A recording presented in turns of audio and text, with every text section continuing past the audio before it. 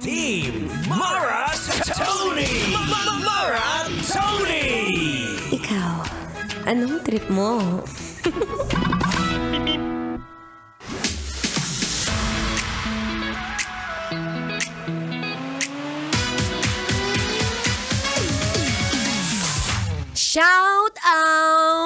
Shout out sa'yo na mahilig sa mga panandalian.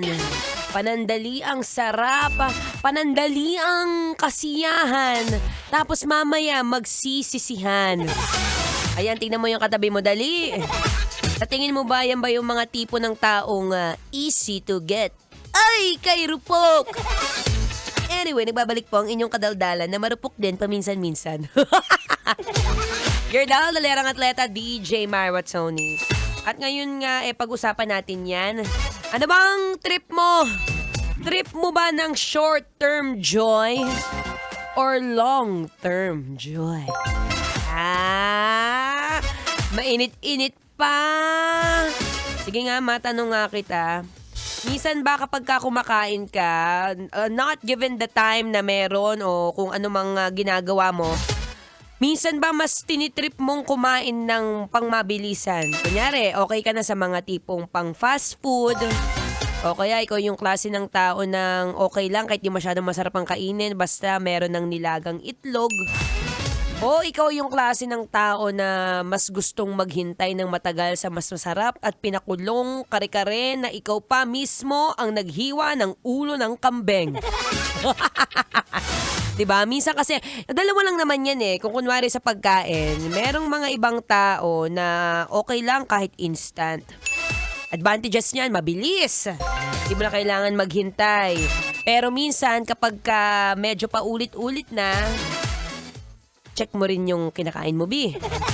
Kasi mamaya lalabas na dyan yung mga kolesterol sa kinain mong manok na binili mo dun sa fast food na I get it naman, masarap naman din talaga. Pero pang araw-araw, parang, kuya, okay ka pa ba? O hindi naman kaya, kunwari kapag medyo matagal, eto na tayo sa mga tipong long term. Kung sa pagkain yan, kunyari, ikaw yung mismong bibili pa sa palengke ng karne, ikaw pa yung mismong magluluto, ikaw pa yung mismong maggigayat o maghihiwa ng mga ingredients. Tapos pag uwi mo sa bahay, syempre hindi pa tapos yan, B. Ikaw rin na maggugayat niyan. Ikaw rin magkukulo niyan. Pero masarap. Yan yung mga tipong alam mo sa sarili mo na, oo nga, no? Pinaghirapan ko to Ito yung mga tipong okay lang kahit 2 hours kong niluto, B, pero satisfied ka dun, sa buntot ng kare-kare, May ganun ka rin bang mga trip?